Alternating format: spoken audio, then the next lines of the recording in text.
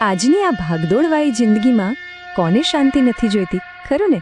આપણે બધા ક્યારેક તો એવી કોઈ જગ્યા શોધીએ છીએ જ્યાં દુનિયાનો બધો જ શોરબકોર પાછળ છૂટી જાય અને આપણને આપણી અંદરની શાંતિનો સાચો અનુભવ થાય. ચાલો જરા વિચારો, એક એવી જગ્યા જ્યાં પગ મૂકતા જ મનને એકદમ શાંતિ મળે, જ્યાંનું વાતાવરણ જ એવું હોય કે બધા વિચારો જાણે થંભી જાય. હા, અમુક જગ્યાઓ ખરેખર આવી હોય છે જે આપણને એક અલગ જ ગજબની શાંતિનો અનુભવ કરાવે છે. તો ચાલો આજે આવી જ એક જગ્યાની સફર પર નીકળીએ.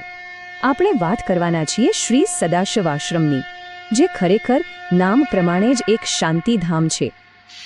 આ છે શ્રી સદાશિવ આશ્રમ અને એના પ્રવેશ દ્વાર પર જ એક ગહેન મંત્ર લખેલો છે જે આ જગ્યાની આખી ભાવનાને ખૂબ સુંદર રીતે બતાવી દે છે. સમજી લો કે આ ખાલી એક ઇમારત નથી, પણ આધ્યાત્મિક ઊર્જાનું જીવંત કેન્દ્ર છે. તો આ શાંતિધામ જે આપણે કહીએ છીએ એનો મતલબ શું? બહુ સરળ છે, શાંતિનું ઘર. પણ આ ખાલી એક નામ નથી હો. આ શબ્દ પોતે જ કહે છે કે આ એક એવી જગ્યા છે જ્યાં દુનિયાની બધી ચિંતાઓ, બધો ઘોંઘાટ, બધું જ પાછળ રહી જાય છે અને આપણને ફક્ત ને ફક્ત આંતરિક શાંતિ મળે છે. અહીંના વાતાવરણમાં જ કંઈક એવી ખાસ વાત છે કે મન આપોઆપ કોઈ પણ જાતના પ્રયત્ન વગર ધ્યાનમાં લાગી જાય છે. આ આશ્રમનો મુખ્ય હેતુ જે છે કે લોકોને ધ્યાન અને આત્મચિંતન માટે એકદમ પવિત્ર અને શાંતિભરી જગ્યા મળે.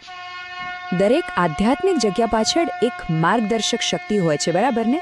તો ચાલો હવે મળીએ આ આશ્રમના પ્રેરણા સ્ત્રોત, એ દિવ્ય સંતને. આ છે પરમ પૂજ્ય સ્વામી શ્રી સદાશિવ, આ આશ્રમના સ્થાપક અને આધ્યાત્મિક ગુરુ. એમની દિવ્ય દ્રષ્ટિ અને કરુણા જ આ પવિત્ર જગ્યાનો પાયો છે. આ કલાત્મક ચિત્રમાં એમની દિવ્યતાની એક ઝલક દેખાય છે.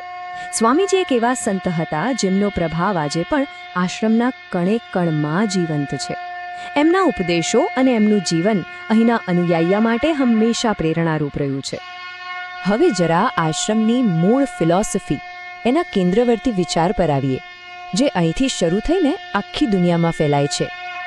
સદા અને સર્વત્ર સૌનું કલ્યાણ થાઓ. કેટલો સરળ પણ કેટલો ગહન સંદેશ છે. આ આખા આશ્રમનો સાર આ એક વાક્યમાં સમાયેલો છે. અને આ આશીર્વાદ કોઈ એક વ્યક્તિ કે કોઈ એક સમુદાય માટે નથી, પણ સમગ્ર માનવતા, બલકે આખી જીવસૃષ્ટિ માટે છે. આ વાક્યને અહીં મહામંત્ર કહેવામાં આવે છે અને એ આશ્રમની ફિલોસોફીનો પાયાનો પથ્થર છે. આ મંત્ર આશ્રમની મુખ્ય ઇમારત પર કોતરાયેલો છે, જાણે અહીં આવનાર દરેકને સાર્વત્રિક પ્રેમ અને કલ્યાણની યાદ અપાવતો હોય. આ મહામંત્ર આપણને એની મૂળ ભાષાઓમાં પણ જોવા મળે છે. જો ગુજરાતી અને સંસ્કૃત બંનેમાં આ મંત્ર આશ્રમમાં લખેલો છે. આ બતાવે છે કે આ વિચારધારાના મૂળ કેટલા ઊંડા અને સાંસ્કૃતિક રીતે કેટલા સમૃદ્ધ છે.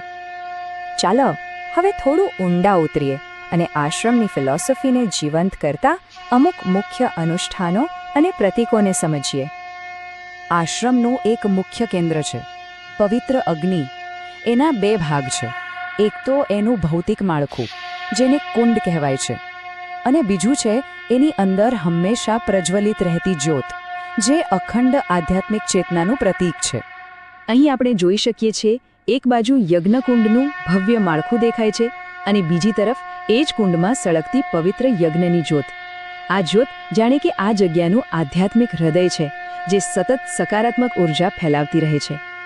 અને આ તારીખ 26 ફેબ્રુઆરી 1952. આ દિવસ આશ્રમના ઇતિહાસમાં ખૂબ જ ખાસ છે.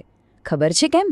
કારણ કે આ વસંત પંચમીના દિવસે જ પેલી પવિત્ર યજ્ઞની જ્યોત પ્રગટાવવામાં આવી હતી. અને સૌથી મોટી વાત તો એ છે કે ત્યારથી લઈને આજ સુધી એ જ્યોત અખંડ છે, સતત પ્રજ્વલિત છે.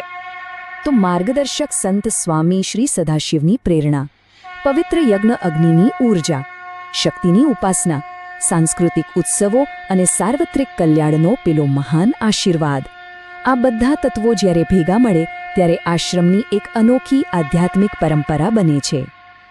અહીં શક્તિ એટલે કે દૈવી નારી શક્તિની ઉપાસના પરંપરાનો એક બહુ જ મહત્વનો ભાગ છે. આ સૃષ્ટિની જે સર્જનાત્મક ઊર્જા છે એને સન્માન આપવું અને એની પૂજા કરવી એ આશ્રમની આધ્યાત્મિક પ્રથાઓમાં ખૂબ જ અગત્યનું છે. અને ઓમ, જે બ્રહ્માંડનો આદિનાદ ગણાય છે. આ પવિત્ર પ્રતીક આપણને આશ્રમની ડિઝાઇનમાં, એની કલાકૃતિઓમાં વારંવાર જોવા મળશે. એ આપણને સૃષ્ટિની એકતા અને દિવ્યતાની યાદ અપાવે છે.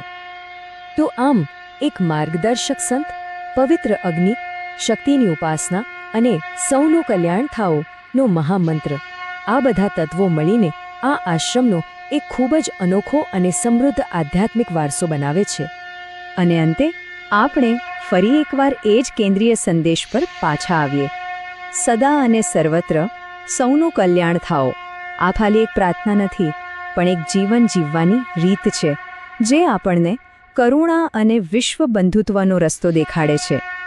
આજની આ દુનિયામાં જ્યાં દરેક જણ એકબીજાથી વિખૂટા પડી રહ્યા છે, ત્યાં સૌનું કલ્યાણ થાઓ જેવા સાર્વત્રિક આશીર્વાદનો સાચો અર્થ શું હોઈ શકે? આ એક એવો સવાલ છે જે આપણા બધાને વિચારવા પર મજબૂર કરે છે.